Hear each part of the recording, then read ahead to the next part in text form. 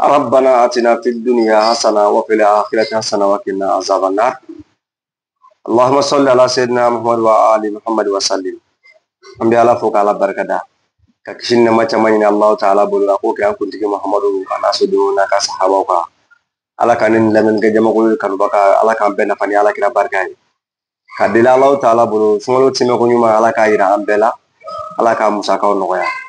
ala kira barka kama salli ala Muhammad amina baroke bi bana do ka bana mina ka cha musulakaula kare kare manuri amba wa nan balom so wati nunu kono an welela ka caya kosɛbɛ bana nunu na a furaw bɛ ka ta kosɛbɛ mais min yɛrɛ bɛ ka na ni bana ye n'an y'o ɲɛfɔ mɔgɔ ye a ka ca Alahu Taala fɛ dɔ bɔ bana na ka d'a kan densɔrɔbaliya cayara fibromikuruw cayara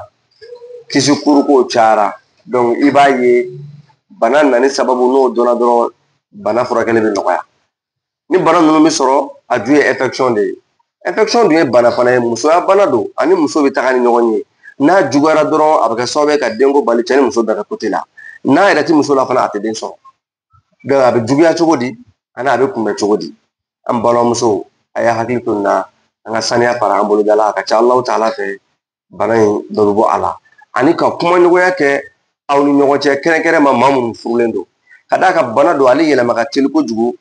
gɛrɛɲɔgɔnya sira fɛ n'o ye furulabato ani ɲɛgɛn kɔnɔna ani fini falen falenli na mɔgɔw ni ɲɔgɔn cɛ bana in bɛ se ka sɔrɔ ni sɔrɔcogoba saba de la teliya kɔnɔna la ɲɛgɛn kɔnɔnaw la i b'a sɔrɔ n'e donna sutura la sisan e kan ka ji dɔ de kɛ ka yɔrɔ saniya fɔlɔ avant que e k'i ka mago ɲini kɛ e tilalen kɔfɛ yan'i ka bɔ e kan ka tila ka ji wɛrɛ de bɔn yen tuguni i ka sɔrɔ ka bɔ mais an la fanba jɔn de bɛ nin kɛ mɔgɔ hakili yɛrɛ tɛ nin ye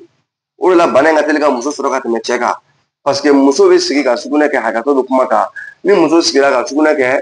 hakɛto bɛ kuma kan bazɛn bɛ dayɛlɛ donc sugunɛ min bɛ seri duguma microbe bɛ yɛlɛ sanfɛ muso bɛ se k'a sɔrɔ teliya la o kɛ man di ka cɛ sɔrɔ donc i b'a ye ɲɛgɛn kɔnɔna na muso ka teli k'a sɔrɔ ni muso dun y'a sɔrɔ dɔrɔn a b'a yɛlɛma cɛ fɛ yɔrɔnin kelen de don donc o la muso k'u hakili to nin yɔrɔ la ka to ka ɲɛgɛn kɔnɔnaw saniya waati ani waati o kɔfɛ n'a bɛ mɔgɔ min fana n'e bɛ fɛ i ka bɔ a kɔnɔna la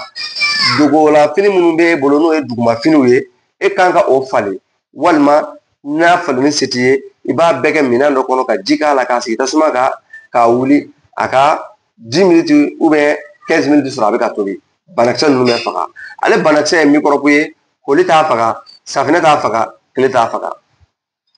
o misali farapa ye mun de ye ni lawaji sera fini ma n'i y'a ko n'a ma jɛ n'i y'a bila n'a jara n'i tilala ka ji k'a la kora tuguni dɔrɔn i b'a ye i bɛ namaya sɔrɔ a la donc o y'a bana ye misali dɔ ye donc a bana kolo ka gɛlɛn kosɛbɛ kosɛbɛ wa n'a bɛ mɔgɔ min fana ni muso fila bɛ e bolo kana ɲinɛ ko muso fɔlɔ k'a b'o la k'e bɛ k'o furakɛ e fana ye cɛ bɛ k'i yɛrɛ furakɛ wajibi don dɔ in fana b'a yɛrɛ furakɛ parce que a bɛ partager aw ni ɲɔgɔn cɛ waati bɛɛ lajɛlen na i b'a ye bana in bɛ développer a bɛ na ni problème caman ye infection fana o y'a foroba tɔgɔ de ye ale bana in fana a nɔnɔyaw ka ca dɔw sababu bɛ na ni denkisɛ tiɲɛ ye dɔw sababu bɛ na ni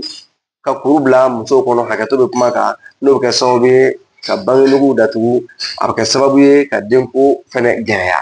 donc o fana y'a nɔnɔyaw dɔ ye donc n'a fɔra infection o ye bana foroba tɔgɔ de ye mais a kɛra ni fɛn o fɛn de b'i la sisan n balimakɛ n balimamuso wuli a k'a ɲɛɲini o de ka fisa musow de bɛ bana ninnu caman sɔrɔ ka sɔrɔ k'a partager cɛ ni ɲɔgɔn cɛ ka d'a kan n'a ye muso kelen sɔrɔ ni muso saba de b'i bolo da la ko muso tɔ fila bɛɛ bɛ bana in sɔrɔ cɛ sababu la nka bana bɔra min a bɔra muso la donc n'a bɛ cɛ la cɛ k'a yɛrɛ furakɛ a ka muso in bɛɛ furakɛ n'a bɛ muso kelen fana na i yɛrɛ furakɛ i ka muso in bɛɛ furakɛ wa kana ɲinɛ fɛnɛ i ka ɲɛgɛn kɔnɔnaw sanuya muso kana sɔn fiyewu a ka finiw ka partager ani maa wɛrɛw cɛ o ka teli musow de fɛ hali n bɛ taa tile karisa fɛ yen a nana dɔrɔn a bɛ sin ka dɔ ka fini ta dɔrɔn a b'a siri a yɛrɛ la walima a b'a don ka tile mouvement kɛ ni a ye n balimamuso bana bɛ se ka yɛlɛma i fɛ o cogoya la mɔgɔw farikolo tɛ kelen ye donc o la ale bana nin an ye wulikajɔw k'a la ka fura kɛrɛnkɛrɛnlen dilan la o de filɛ nin boîte nin kɔnɔ nin ye a kɛra diɲɛ muso o muso ye ni bana in b'i la kɛrɛnkɛrɛnma musow olu ta de ye nin ye cɛw ta fana dilannen bɛ yen nka o ni nin tɛ kelen ye nin ye musow ta de ye a kɛra a ye kuru de sigi muso kɔnɔ sa o a bɛ kuru nin yelen k'a labɔ dɔɔnin k'a ban k'a sɔrɔ la a ma kɛ ni opération ye a kɛra a kɛlen ka denkisɛ de tiɲɛ sa o kasagoya de bila min na sa o a ye nege dɔgɔya de s'i ma nege yɛrɛ t'i la bilen fiyewu n'i ye nin fura nin sɔrɔ a b'o bɛɛ lajɛlen wuli ka bɔ i kan.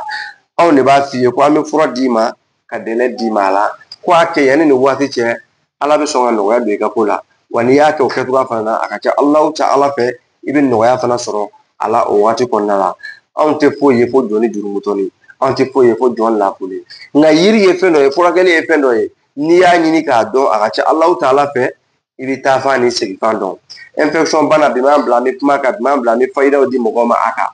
Anw y'o de f'i ye a fura tali k'a yira i la k'a fɔ k'an bɛ se k'a furakɛ o furaw filɛ nin ye mɛ n bɛ tila ka yiri fɔ i ye k'i k'a kɛ i sigiyɔrɔ la n'i ye min y'a la o ye Ala jɔyɔrɔ ye. A bɛ ka kasagoya bila mɔgɔ min na, a bɛ ka jijanbɔ bila i la, a bɛ ka worokɔrɔŋɛɲɛ bila i la, n balimamuso si fara ɲini dɔrɔn n'i sera k'a kɛnɛ sɔrɔ o de ka ɲi kosɛbɛ. A daji ji la a tɛ tobi, n'i b'a daji fana kana daji nɛgɛmafɛn kɔnɔ, tasa walima inox o to yen, manabara walima son a daji o kɔnɔ i ka to ka ji in dɔɔni soli i k'a min, i ka to ka ji in dɔ soli i ka don ɲɛgɛn kɔnɔ i ka seliji minɛ ni a ye. N bɛ 72 heures de d'i ma n'i ye min y'a la i bɛna don k'a fɔ. Mɔgɔ minnu bɛ k'a fɔ hali a kɛ mɛ ka joli bila o la ka farikolo bɔsi n'i ye nin kɛ yanni ka se 72 heures ma i bɛ ko dɔ ye a la ni Ala ka jɛn ye. Ala k'an bɛn sababa ma. Donc infection fura nin y'ale de ye aw ɲɛkɔrɔ k'a daminɛ fibromu na dɔw b'a fɔ ko kisukuru dɔw b'a fɔ ko sɛfani ka taa se ji jɛman bɔ ma ka taa se i tɛ damu sɔrɔ furulabato la ka taa se denko yɛrɛ gɛlɛyali ma pewu i t'a dɔn i bɛna kɛ cogo o cogo n balimamuso n balimakɛ n'an ɲɛ kɛra naani ye n'an ye traitement d'i ma ni Ala ka jɛn ye i bɛ Ala jɔyɔrɔ ye a la min n'a tɛ yɛlɛma.